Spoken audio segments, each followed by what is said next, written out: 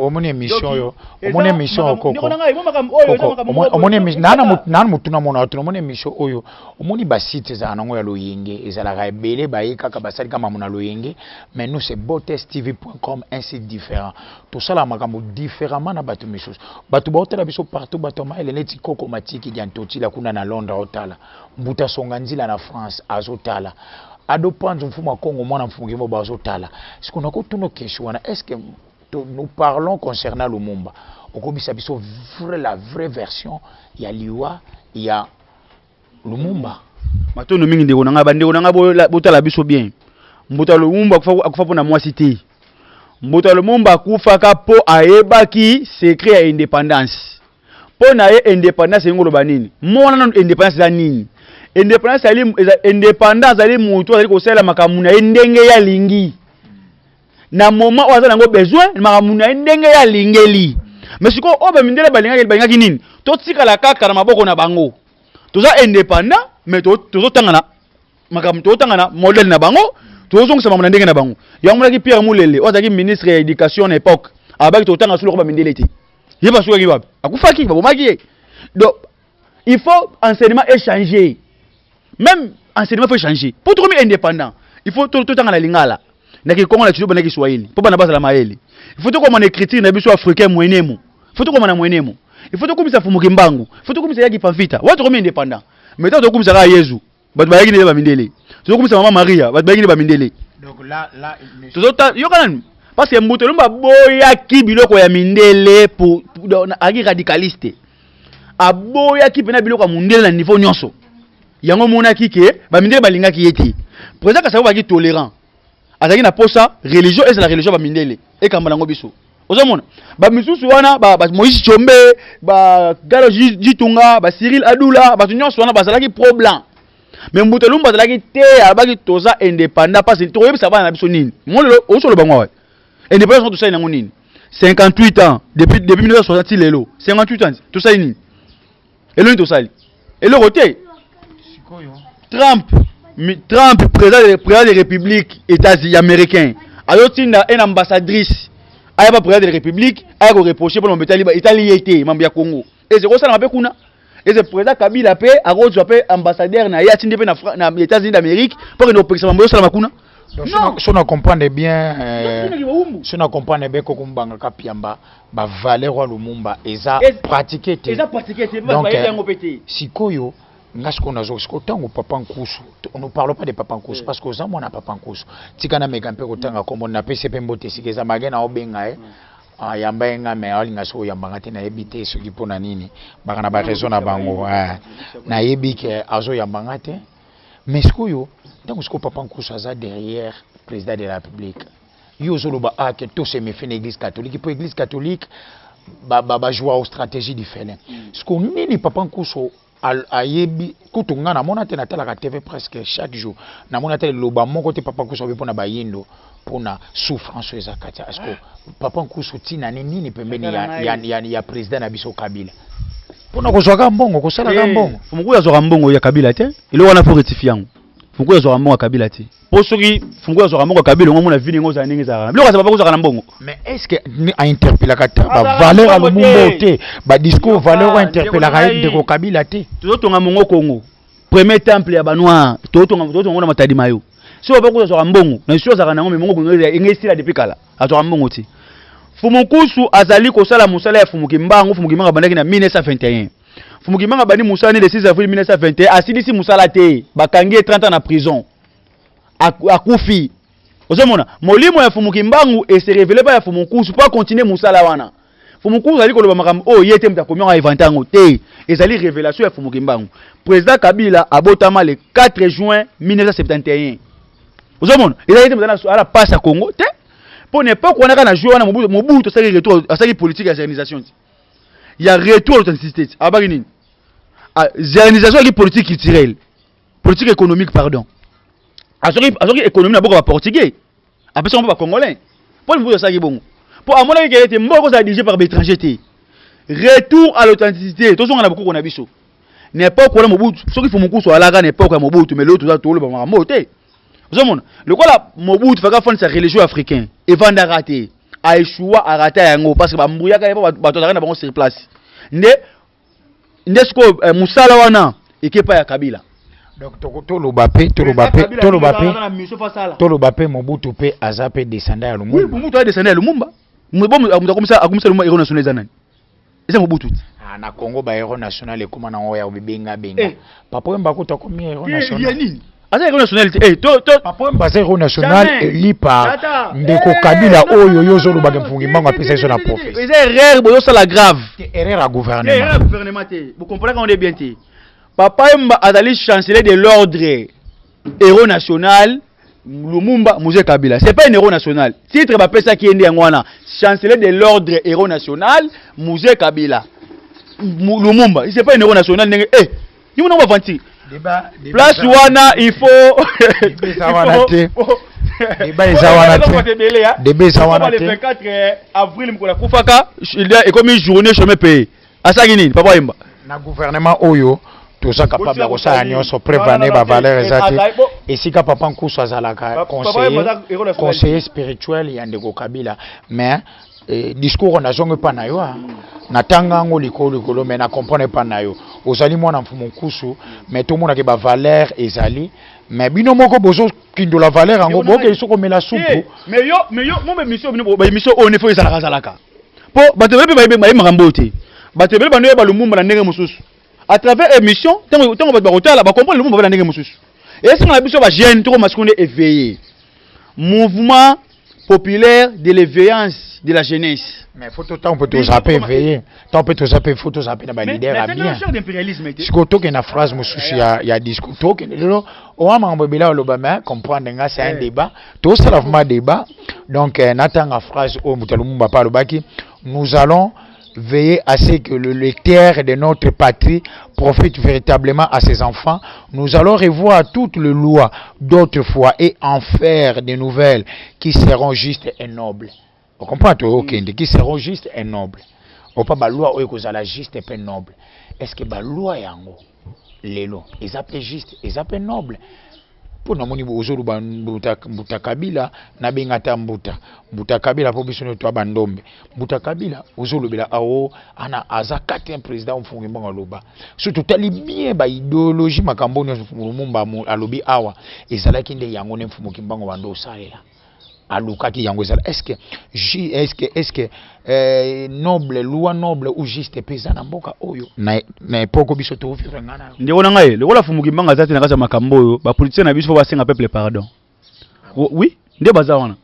bazo mbouye mokonza mboka parce que président Kabila za na posa travailler na molimo fumu kimbanga mais bango balingi te yango zo basolo kapiamba yango komi politicien okomi porte-parole papi tamba makolo ko tambola okomi porte-parole la majorité bokolo babongo pour la ligne ngai nazali kaka défenseur ya mfumu kimbangu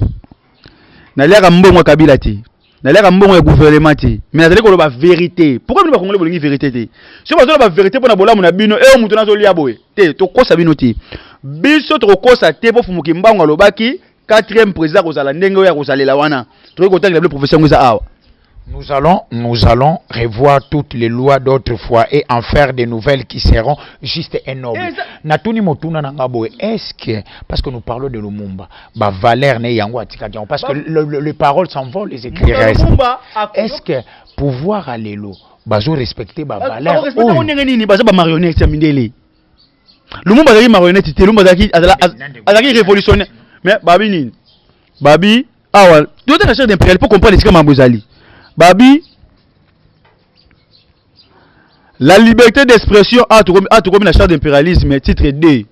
des droits fondamentaux balobi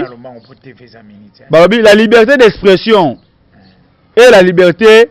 d'association n'ont de sens que dans les pays où les dirigeants s'opposent à nous. Vous savez, de ceux qui dirigent mon aza pas la bango, ne m'ambia ko lobage dans sens.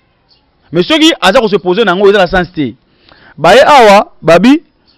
tout accord conclu avec un autre pays ou une association sans passer par nous est nul et de sans effet. Yama mona ki to président Kabila qui ne ko signer contrat na ba chinois pour faire retourner un chantier bango ba boyaki. Ministre affaires étrangères belge ana loba ana kangela ba chinois.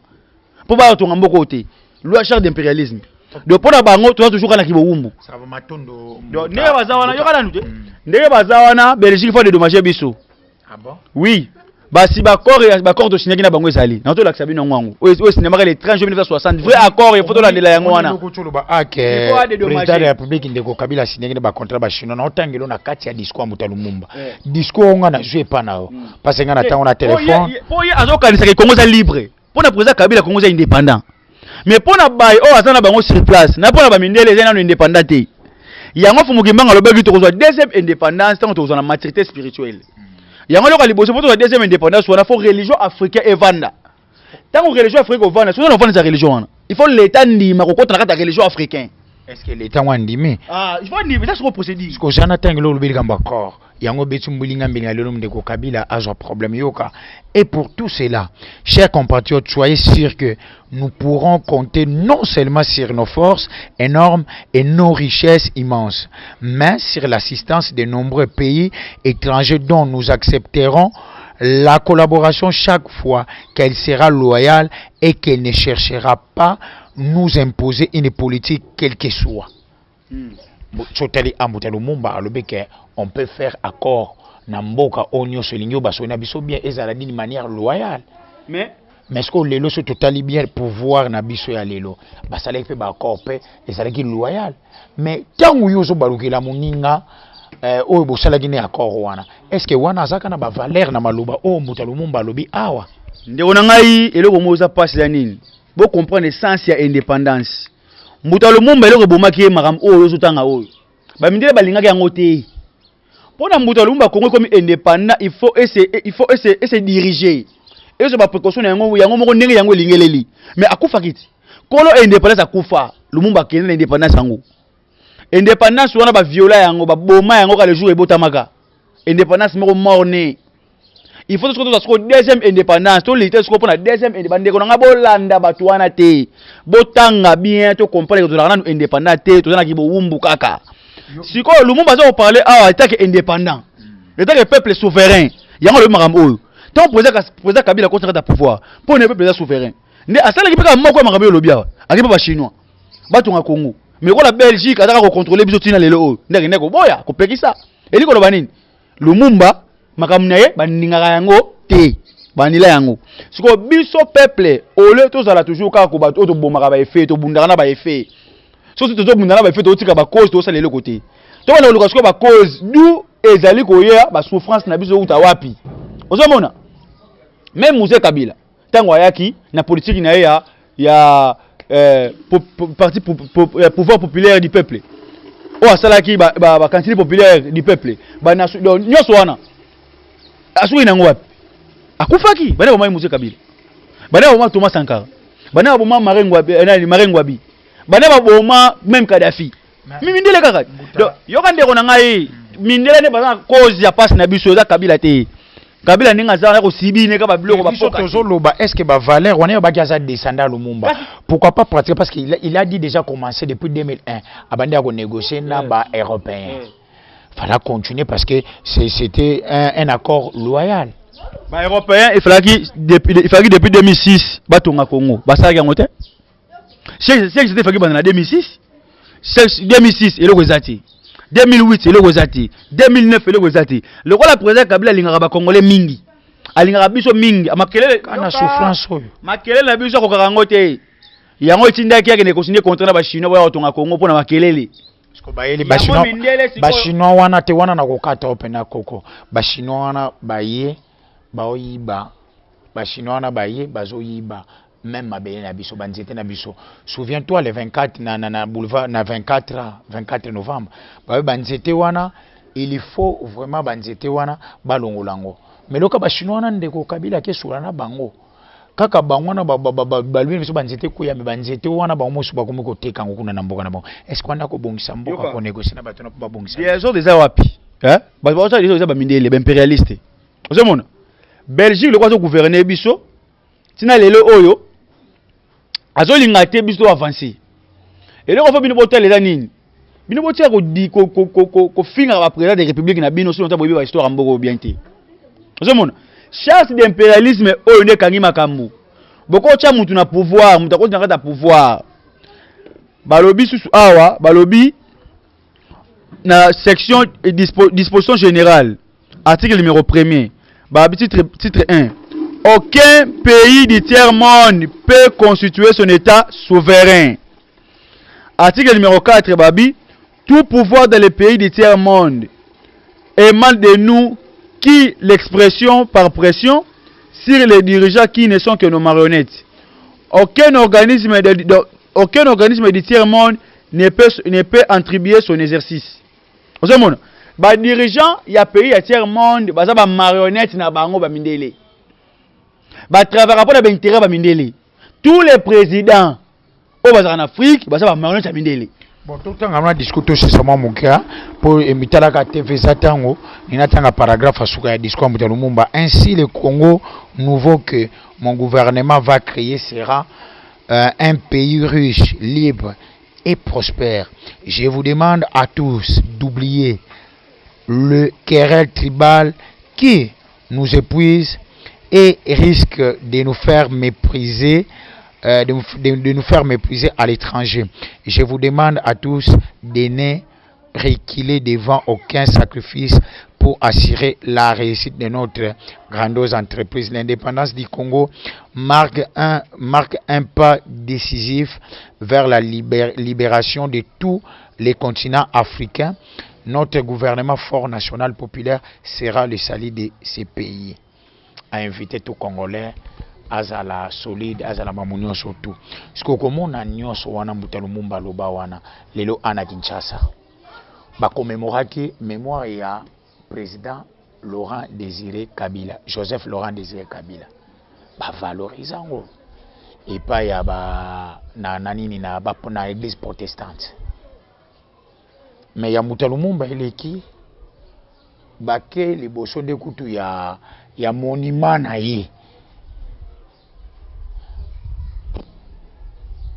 pona nini ko saboter mutu oya abunda pona bino yango wana siko ndeko na ngai tantu yo naebite bandeko fa ba comprendre ma mebele Mbuta Lumumba lokola yalingaki tala indépendance ya Congo za Lumumba soki to landi idée ya Lumumba ko bolimisa d'autres termes peut-être ba ko bongisa Congo en d'autres termes ko bolingo mutu ala te bolingo ya Congo sana ko Lumumba ezaka Lumumba au moins bana parcours na ye ozomona asali association du personnel indigène de la colonie APIC ezo ki pete o mutete la indigène nyoso zala asali mouvement national congolais ezo ki pete o mutete congolais ozomona ndaza unitariste siko ba bindela ba yebi esprit Lumumba soki ba congolais ba komi na esprit Lumumba ya unitarisme ba longoli ba sentiment tribal ba sentiment ethnique na bango ba kombi na ba congolais to na idéologie Lumumba mundela oza sunu eloko te ya ko bénéficier na Congo ya mona lingaka te batu ba yeba o Lumumba zali ba déstabilisera kombo na ye ba sala ka mama mabe po ba yebi que c'est lui le vrai père de l'indépendance congolaise na kata politique ozomona aza idéologie pena ya Fumu Kimbangu. Mbuta Lumumba azali pena fils ya Kimbangu kulandela unité kulandela amour ya Fumu Kimbangu azali na yango Mbuta Lumumba palo baki yango abaki tokolakisa na mokili homme noir oyo azali tango oyo travailler na liberté alors bité nous tokolakisa na mokili oyo congolais azali tango oyo travailler na liberté abi nous allons montrer à l'homme nous allons montrer au monde qui peut faire un noir s'il travaille dans la liberté. Un noir. Abattre qui peut faire un Congolais qui travaille dans la liberté. Il était noir avec l'esprit africain. Azali na ba ra Fumu Kimbangu. Siko ba bindela ba ko étudier mutu ya Lumumba. Parce que mutu ya Lumumba faut ba pesa ngo ba kana mutu wana ba kenda na ngo.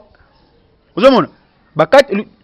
omoni ndenge za boye. Bandeko la gai ma musolo ba poza TV. Ça va to omoni songisa mutu wana omoni na sololaka mais moto ambrié bato ebele pe bano pe baza pe na France balinga pe histoire na biso comme na ko cité bango koko Joboke Jema mama Sandrine bayekula mama Congo donc yonde Mbuta Londa basango ya Bankoi Mbuta Mota Lisumbu Angleterre azaka na Angleterre ye mission comme na suka mena koko bosa na te bayo oyo basala ngai Noël tanto el periodiste del momento na monana mais na busa avant kinde ko saluer équipe technique na PCP oncle Diang motema maman Ariette ya Lolia maman na Oracle Mbote et ceux qui ont moninga ceux qui bo monakinga eza grâce ya Siso Tambwe azalaki bon na deux caméras yemoko babi boko joye wapi Denis Bouene na réalisation boko lukela ye wapi po awa c'est un site différent et na ke ko pesa pe le big manager Ado Panzo mfumo wa Congo mwana mfumo kimbango na coordination esimba na ngamoko bye tukutana la prochaine.